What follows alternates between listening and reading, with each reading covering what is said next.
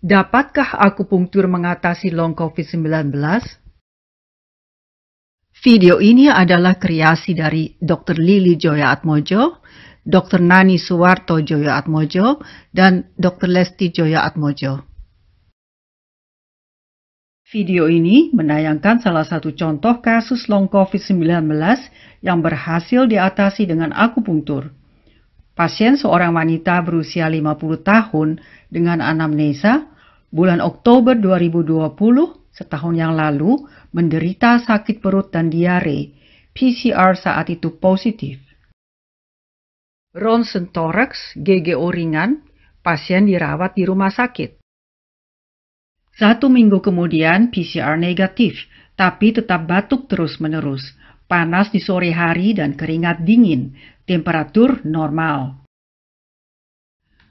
Setelah sembuh dari COVID-19, tekanan darah tidak stabil.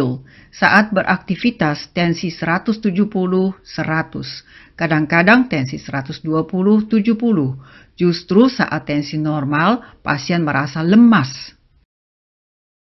Saat beraktivitas ringan, cepat lelah, berkeringat berlebihan. Juga pada saat makan, keringat bercucuran. Pasien tidak bisa konsentrasi, sering lupa. Pemeriksaan neurologi tidak ada kelainan. Timbangan naik 4 kg.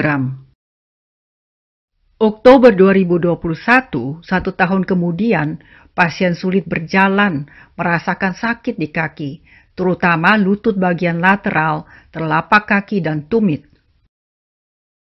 Pasien lalu memutuskan untuk ke klinik akupunktur menjalankan terapi akupunktur.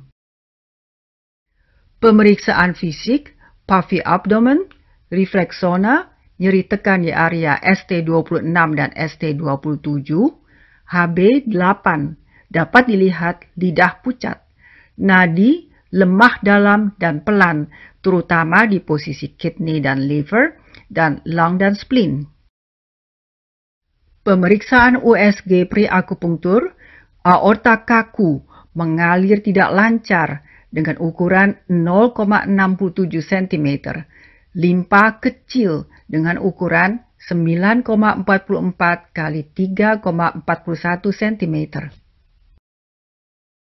Analisa dari segi TCM, nadi lemah, lidah pucat, HB8, pada USG terlihat limpa kecil menunjukkan yin defisiensi dan blood defisiensi. Esensi ginjal yang merupakan nutrisi dasar dari sistem endotel menurun, menimbulkan disfungsi jantung dan pembuluh darah, terlihat pada kakunya aorta dan hipertensi.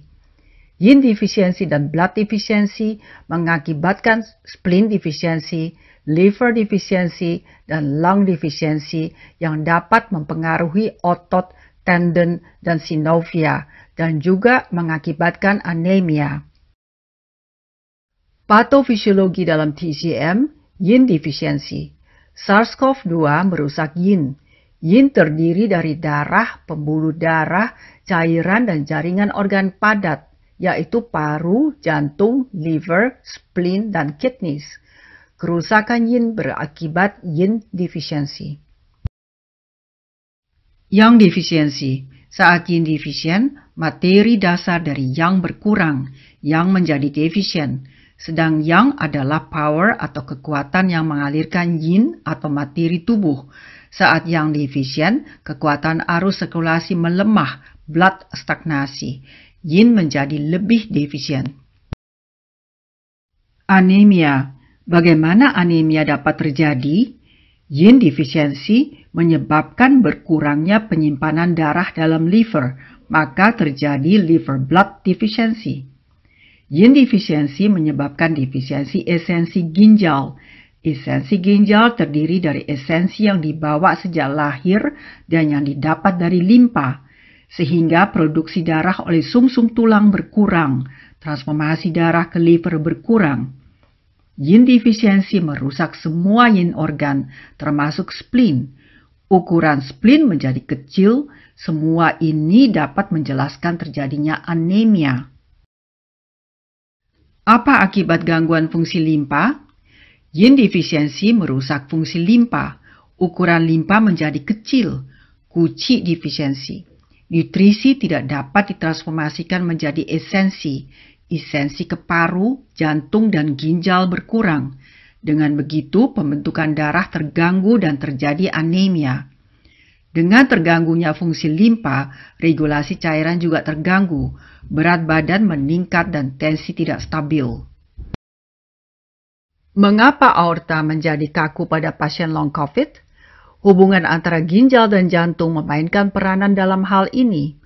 Api jantung memanaskan dan mendorong kidney yin. Air, kidney, memberi nutrisi pada jantung. Jadi saat yin defisiensi, kidney yin tidak dapat memberi nutrisi pada jantung. Dengan demikian pembuluh darah menjadi kaku. Prinsip terapi akupunktur pertama pada pasien ini adalah mengangkat kidney essence dengan titik akupunktur sebagai berikut. UB11, UB23, Dumai 4, Remai 4, kidney 6, kidney 3, dan GB39. Dan menangani liver blood deficiency dengan titik akupunktur sebagai berikut.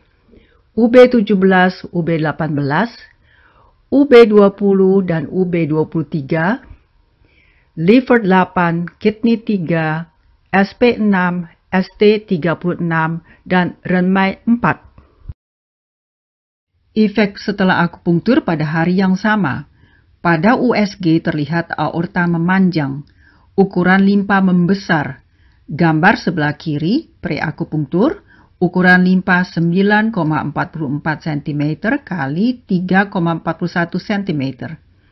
Gambar sebelah kanan sesudah akupunktur, ukuran limpa 9,55 kali 6,01 cm.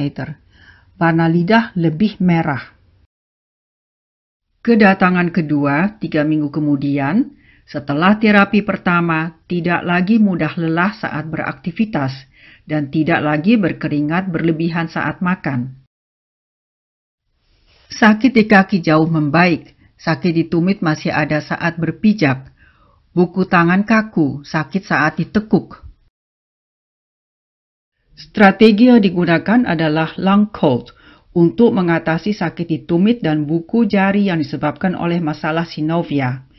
Titik yang digunakan, long cold, SP3 long 9, membuka Coulomb TW5 GB41. Rasa sakit di tumit jauh berkurang. Ini adalah salah satu contoh kasus long COVID-19 dari sekian banyak kasus yang berhasil diatasi dengan akupunktur. Semoga dengan akupunktur, lebih banyak lagi pasien-pasien long COVID-19 yang dapat tertolong. Terima kasih.